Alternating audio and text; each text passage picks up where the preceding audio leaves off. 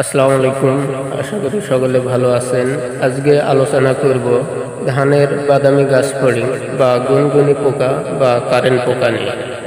এ পোকা বিভিন্ন জায়গায় বিভিন্ন নামে পরিচিত।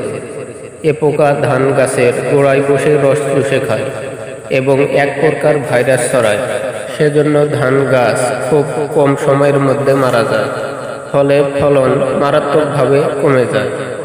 সেজন্য এ পোকা দেখা মাত্রই দমনের জন্য প্রয়োজনীয় ব্যবস্থা নিতে হবে। যেমন জমিতে পানি থাকলে পানি বের করে দিতে হবে। 2-3 হাত পর পর বিলি কেটে দিতে হবে, যাতে আলো বাতাস রোদ প্রবেশ করে।